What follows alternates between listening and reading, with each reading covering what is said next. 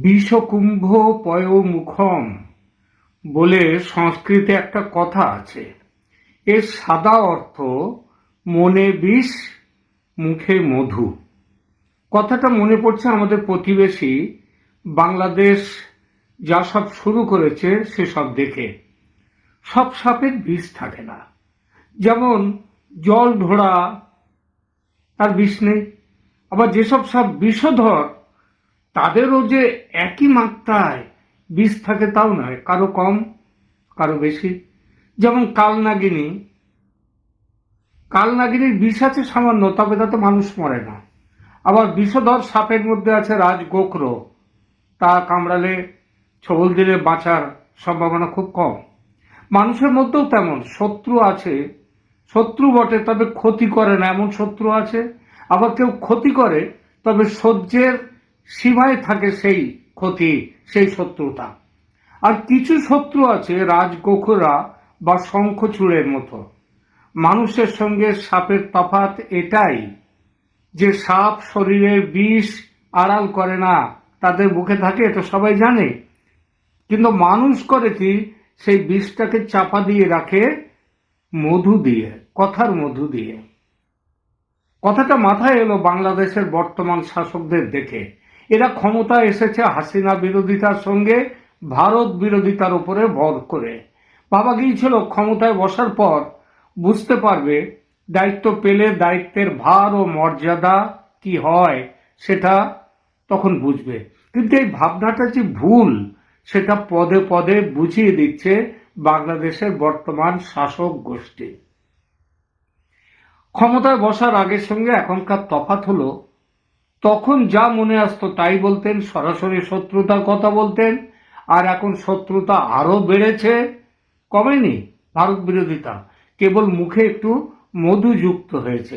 যেমন ধরুন প্রধান উপদেষ্টা মহাশয় 8ই আগস্ট ক্ষমতায় বসার আগেই হুঁশিয়ারি দিয়েছিলেন ভারতকে, বাংলাদেশে অশান্তি বাঁধানোর চেষ্টা হলে পশ্চিমবঙ্গ এবং নর্থ ইন্ডিয়াও শান্ত থাকবে না। এরকম খোলা ধমকি ইদানিং দিচ্ছেন না। ইদানিং আবার সুপ্রতিবেশীর মতো শান্তিতে সদ্ভাবের সঙ্গে থাকার কথা বলছেন, সম্পর্কের উন্নতির কথা বলছেন। দেখুন বাংলাদেশ সরকার, তাদের বক্তব্য ওই বাংলাদেশের কাগজে বেরিয়েছে, পড়ুন সেটা একবার দেখে নিন। কি বললেন সেটা দেখলেন? Bangladesh optimistic about resolving stand of in ties with India. অর্থাৎ ভারতের সঙ্গে সম্পর্কের যে সমস্যাগুলো রয়েছে সেগুলো সমাধান করার বিষয়ে বাংলাদেশ আশাবাদী। যেদিন দুদেশের বিদেশ সচিব পর্যায়ের বৈঠক হলো, এটা সেদিনের সকালের কাগজে বেরিয়েছে। কিন্তু সেদিনের বৈঠকে আসার কথা কিছু পাওয়া যায়নি। বরং প্রধান উপদেষ্টা একদিকে যখন দুদেশের সচিব পর্যায়ের বৈঠক চলছে, তখন প্রধান উপদেষ্টা মিটিং করছেন ওই ঢাকাতেই আরেকটি জায়গায়, সেটা হচ্ছে ইউরোপীয় ইউনিয়নের দেশগুলোকে নিয়ে। বিষয় দিল্লি থেকে ভিসা অফিস সরানো। অবশ্যই সরানো যদি তাদের সুবিধা হয় করতেই পারেন, কিন্তু প্রশ্নটা হলো ঠিক ওই দিনে মিটিং করাটা দরকার হলো? ওটা দুদিন পরে তো করা যেত, কিন্তু সেটা করলেন না। কারণটা কি? তিনি চাইছেন, মুখে বলছেন ভারতের সাথে সম্পর্ক ঠিক করে নেব, কিন্তু স্পষ্টতই চাইছেন ভারত থেকে আরো দূরত্ব তৈরি করা। আবার ওই মিটিংটা দুদিন পরে তো করা যেত ওটা, এইটা হচ্ছে প্রশ্ন।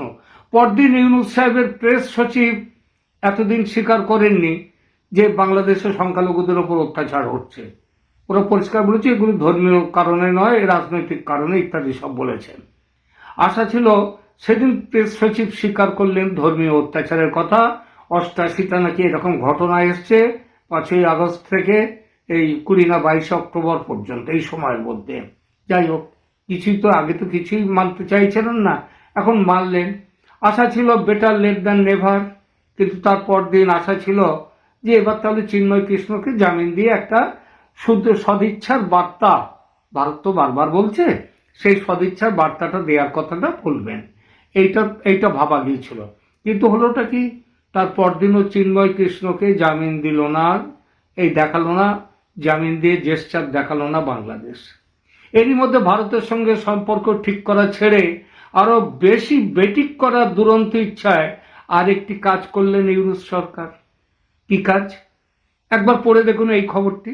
সেই কাজটির কথা এখানে বলা আছে। বিগ ওরি for India as Bangladesh makes another big move, cancels deal with India. It may affect internet services. মানেটা, বাংলাদেশ বিরাট চাল দিল। চাল একটা, বাংলাদেশ বিগ মুভ করেছে, বোর্ডের চাল দেয় না। বাতিল করলো ভারতের সঙ্গে চুক্তি। মহা ফাঁপরে ভারত, পূর্বোত্তর রাজ্যে ইন্টারনেট পরিষেবা বন্ধ হয়ে যাবে। তার মানেটা হলো, বিষয়টা হলো, ভারতের উত্তর পূর্ব রাজ্যগুলোতে ইন্টারনেট পরিষেবার পাইপ বসানো, মানে কেবল ইত্যাদি বসানো, ইনফ্রাস্ট্রাকচার অনেকদিন হয়ে গেছে। সোজাসুজি নিয়ে যাওয়ার জন্য বাংলাদেশের ভেতর দিয়ে এই চুক্তিটা করেছিল ভারত। যেমন বাংলাদেশে ডিজেল যাওয়া, গ্যাস যাওয়া ইত্যাদি ব্যাপারেও তো ভারতের ওপর দিয়ে বহু কিছু যাচ্ছে, সেখানে পাইপলাইন যাচ্ছে। সেখানে তো এই আগে চুক্তি হয়েছিল, সেই চুক্তি করেছে। সেই চুক্তি মোতাবেক এই চুক্তি হয়েছিল কার সঙ্গে? শেখ হাসিনার সঙ্গে নরেন্দ্র মোদী। সেই মোতাবেক বাংলাদেশের ওপর দিয়ে লাইন যায়। সেই চুক্তি ভেঙে দিয়েছে ইউনূস সরকার। সেই কথাটাই এই খবরে বলা হলো। ভেঙে দিয়েছে, বলছে কি এই লাইন ব্যবহার করতে দেবে না তারা, হটাও লাইন। এভাবে একতরফা কোনো চুক্তি ভাঙা যায়? হ্যাঁ, আমার ইচ্ছা হলো চুক্তি করলাম দুটো দেশের মধ্যে, ইচ্ছা হলো না চুক্তি ভেঙে দিলাম, তাহলে আমার ওখানে কাজকর্ম হওয়ার পর দুদিন পর বলবো আমি টাকা দেব না, তোমাদের এখানে প্রজেক্ট করলেও আমি টাকা দেব না। এখন অবশ্য সেই জায়গায় চলে গেছে, আদানি টাকা পাচ্ছে না, তবু বিদ্যুৎ দিয়ে যাচ্ছে। তো এই সবগুলো যাই হোক, এইভাবে একতরফা কোনো চুক্তি ভাঙা যায় না। তার জন্য আন্তর্জাতিক আদালতে যেতে পারে ভারত। খরচের পুরো টাকাটা একবারে সুদ সমেত, খরচ খরচা সমেত ফেরত পাওয়ার অধিকারও আছে ভারতের। কিন্তু সেগুলো তো পরের ব্যাপার। ইউনূসের ধান্দাবাজিটা দেখুন, শুধু কত বড় ধান্দাবাজ। মানে ধান্দাবাজিতে নোবেল যদি দিত কোনো দিন, নোবেল কমিটি সুইডেনের, তো বোধহয় সেখানেও ইনি দ্বিতীয় নোবেলটা ওই জন্যই পেতেন, ধান্দাবাজি। বাংলাদেশের ওপর দিয়ে ইন্টারনেট কেবল বসাবার চুক্তি বাতিল করার কথা বলছেন, তাই তো? বাংলাদেশে নিয়ে যাওয়ার কথা, সেখান থেকে বলছেন যে আমরা যেতে দেব না। আবার ওই ইউনূস সাহেব তিনি কি চাইছেন? তিনি চাইছেন নেপালের বিদ্যুৎ ভারতের ওপর দিয়ে বাংলাদেশে আসুক। এই ইউনূস অ্যান্ড কোম্পানি কি ধাতুতে তৈরি কেউ জানেন? এদের কোনো লজ্জা বলে কোনো বিষয় আছে? এর লজ্জা বলে কিছু আছে এদের? একটি 100 ভাগ 2 নম্বরী চরিত্র ডক্টর মোহাম্মদ ইউনূস, শান্তিতে নোবেল জয়ী। এমন 2 নম্বরী ব্যাপার অজস্র, অনেক উদাহরণ দেওয়া যায়। তবে অতি সাম্প্রতিক 2-1টি ঘটনার উল্লেখ কেবল করব। সন্ন্যাসী চিন্ময় কৃষ্ণ দাস সুবিচার পাবেন বলা হচ্ছে একদিকে, আবার তাকে ফাঁসি দেওয়া হচ্ছে নতুন মামলায়। তার হয়ে কোনো উকিল সেখানে গিয়ে দাঁড়াতে পারছে না, ঠিক তো? তার মানেটা কি? ভারতের সঙ্গে আবার দেখুন, একদিকে বলা হচ্ছে ভারতের সঙ্গে বাণিজ্য স্বাভাবিক করার কথা, একই সঙ্গে ভারতকে এড়িয়ে পাকিস্তানের সঙ্গে এইবার নাকি ওই যেটা প্রথম ক্ষেপে অস্ত্র এলো, তার যে কি কি অস্ত্র এসছে সেটা নাকি মানে চারদিকে সমালোচনা হচ্ছে বলে সেটা ঘোষণা করেছে সরকার থেকে, সরকারের দপ্তর থেকে। সেখানে বলেছে পেঁয়াজ, চিনি এইসবগুলো নাকি এসছে। আরে পেঁয়াজ চিনি তো ভারত থেকে বাংলাদেশে এই পাকিস্তান নেওয়ার জন্য ছটফট করে, তো সেই চিনি আর পেঁয়াজ ওরা পাঠাবে বাংলাদেশে? যাই হোক, একই সঙ্গে ভারতকে এড়িয়ে ওরা তো বাণিজ্য শুরু করেছে। আবার ভারত থেকে আমদানি করা দ্রব্যের ওপর আমদানি শুল্ক বাড়িয়ে দিচ্ছে। আমি কিছুদিনের জন্য গিয়েছিলাম, বোম্বেতে ছিলাম, গিয়েছিলাম এবছরে এই মাসখানেক আগে। সেখানে বড় খবর হচ্ছে ওখানে নাগপুরের ওদিকে এখন প্রচুর আঙুর তৈরি হয়, এবং আঙুরের একটা বড় ক্ষেপ মানে রপ্তানি হতো বাংলাদেশে। সেই আঙুরের ওপরে বাংলাদেশ সরকার তাদের যে আমদানি শুল্ক ওখানে, সেটা আগে যা ছিল তার প্রায় 2 গুণ করে দিয়েছে। ন্যাচারালি মানুষের হাতে টাকা নেই এমনিতে, তারপরে কে আঙুর খাবে ওখানে? তো যারাই অল্প কিছু লোক যারা খাবেন তারাও আবার দেখা যাচ্ছে মানে ওখান থেকে অর্ডার তার জন্য কম হয়েছে। কম আসছে অর্ডার। তো বুঝলেন তো, এই হচ্ছে একদিকে ভারত থেকে যেসব জিনিস যাচ্ছে তাদের অনেক জিনিসেরই ওপরে আমদানি শুল্ক বেশি করে দেয়া হচ্ছে, আবার আমদানি শুল্ক তুলে দেয়া হচ্ছে পাকিস্তান থেকে আসা যদি কোনো দ্রব্য আসে তার উপরে। এখন তো আবার পাকিস্তান থেকে অস্ত্রের আমদানিও শুরু হয়েছে, এবং তার আবার সেগুলো আবার চেক না করে কাস্টমস তাদেরকে ছেড়ে দিতে হবে, ক্লিয়ারেন্স দিয়ে দিতে হবে। এই হচ্ছে ব্যাপার। কিন্তু সবচেয়ে বড় দুমুখো খেলা শুরু হয়েছে বাংলাদেশের জনগণকে যে ভারতের বিরুদ্ধে লেলিয়ে দেয়া নিয়ে। জুলাই আগস্টের আন্দোলনের সময় ভারত বিরোধিতার পারদ যতটা ছিল, এখন তার চেয়ে অনেক অনেক বেশি। তার কারণ বাংলাদেশের সরকারের একের পর এক ভারতের বিরুদ্ধে যেসব স্টেপ নিচ্ছে, সেগুলো ওই যারা ভারত বিরোধিতা, সেই ভারত বিরোধী মানসিকতা সেইটাকে উস্কে দেওয়ার জন্য। এর জন্য শুধু সরকার করছে না, বাংলাদেশের রাজনৈতিক দলগুলোও কিন্তু অনেকেই এই ভূমিকা রয়েছে। এই তো ধরুন না কেন, কাল বাংলাদেশের পতাকা পুড়িয়ে দিয়েছে আগরতলা হাই কমিশনে বলে আগরতলায় মার্চ করতে গেলেন বাংলাদেশের বিএনপির শাখা সংগঠনগুলো, বুঝলেন। আর তোদের দেশে যে এখনো ওই ঢাকা বিশ্ববিদ্যালয় আরো কোন কোন সব বিশ্ববিদ্যালয়, সেখানে তো রাস্তার উপরে ভারতের পতাকা, আমেরিকার পতাকা, আবার ওই আমাদের ইসরায়েলের পতাকা সেখানে রাস্তার উপরে রেখে দিয়ে তার উপর দিয়ে সব চলে যাচ্ছে। কই, সেই বেলায় তোদের কোনো লজ্জা করে না? আর এসবের ফলে হচ্ছে কি, পাকিস্তানের আম জনতার মধ্যে ভারত সরকার ও ভারতের, আমি পাকিস্তানের খবর জানি অনেকটাই, পাকিস্তানের আম জনতার মধ্যে ভারত সরকারের উপরে যদিও বা কিছু বক্তব্য থাকে, ভারতের জনতার উপরে তাদের কোনো রাগ বিদ্বেষ নেই। খুব কম সংখ্যক লোকের রাগ বিদ্বেষ আছে। আর ভারতের সরকারকেও তারা বহুভাবেই প্রশংসা করে। যে কোনো পাকিস্তান টিভির চ্যানেলে সেই সব জায়গায় গিয়ে, এখন তো বাংলাদেশ পূর্ব পাকিস্তান হয়ে যাওয়ার মতো হয়েছে, সুতরাং ওখানকার জিনিসপত্র পেতে অসুবিধা হবে না টিভি। তো যাই হোক, সেইগুলো চেয়ে দেখবেন তারা ভারত সম্পর্কে তাদের কি মুগ্ধতা, হ্যাঁ, ভারত সরকার সম্পর্কে। আর এভাবে চললে, বাংলাদেশ যেভাবে চলছে, তাতে পাকিস্তানের চেয়ে বাংলাদেশ ভারতের সবচেয়ে বড় শত্রু, মানে 1 নম্বর শত্রু হয়ে যাবে অতি অল্প সময়ের মধ্যে। যা পরিস্থিতি, তাতে আর চুপ করে বসে থাকতে পারে না ভারত, এবং ইতিমধ্যেই তৈরি করে ফেলেছে বাংলাদেশকে কিভাবে মানে শান্ত করা যায়।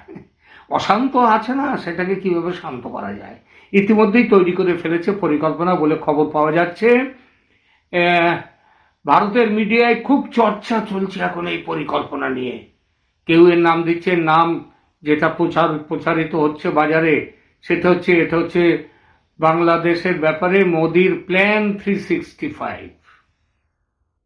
যদিও সরকার বলেনি কি সেই প্ল্যানের নামটাও 365 কিনা, কিন্তু তাহলেও এটা খুব প্রচারিত হচ্ছে। শুধু ভারতের মিডিয়া নয়, পাকিস্তানের সোশ্যাল মিডিয়া পর্যন্ত ছেয়ে গেছে প্ল্যান 365 নিয়ে। আসলে এটা কোনো নতুন প্ল্যান নয়। আর 365 এক বছরে 365 দিন হয়। সুতরাং এটা ওই প্ল্যান 365 মানে আগামী 1 বছর ধরে কি বাংলাদেশের এই অবস্থা চলবে আর সেইটা দেখবে মোদি এবং সেইটা নিয়ে ডিল করবে? মোটেই তা নয়। মোদি গত 10 বছর 10টা 365 ডেজ যে প্ল্যান অনুসরণ করে ভারতকে ক্রমশ এগিয়ে নিয়ে যাচ্ছেন, হ্যাঁ, তৃতীয় সামরিক শক্তি হয়ে গেছে, পঞ্চম থেকে তৃতীয় অর্থনৈতিক শক্তি শিগগির হয়ে যাবে 5 বছরের মধ্যে। তো আসলে এইটাই হচ্ছে সেই প্ল্যানই হচ্ছে 365 প্ল্যান। সবসময় মোদি সেই প্ল্যান অনুযায়ী চলে। মোকাবিলা করেছেন তিনি এই প্ল্যান দিয়ে দেশের ভেতরের এবং দেশের বাইরের শত্রুদের এই প্ল্যান দিয়ে তিনি মোকাবিলা করেছেন। চীনকেও তিনি মোটামুটি আজকে নত করে চীনকে চুক্তি করতে বাধ্য করেছেন। সেও কিন্তু এই 365 প্ল্যান, এটা তার সারা বছর থাকে। এবং এইটা যে দেশের জন্য যে চাহিদা, আজকাল বলে না যে কোনো প্রোডাক্ট কাস্টমাইজ করতে হবে, কাস্টমার কি চাইছে সেই অনুযায়ী প্রোডাক্ট তৈরি করতে হবে। তা বাংলাদেশে কোন ধরনের পরিকল্পনা চাই বাংলাদেশকে ঠিক করতে, সেইটা কাস্টমাইজ করে প্রয়োগ করবেন বাংলাদেশের উপর। এটাই হচ্ছে প্ল্যান 365। ঠিক আছে, এটা যে 365 দিন লাগবে তাও নয়, এটা 2-3 মাসেও হয়ে যেতে পারে। এই প্ল্যানের যে ধাপগুলো আছে সেগুলো এরকম: বিশ্বজুড়ে প্রচার চালাও বাংলাদেশের সংখ্যালঘু হিন্দুদের উপর অত্যাচার নিয়ে জনমত তৈরি করো।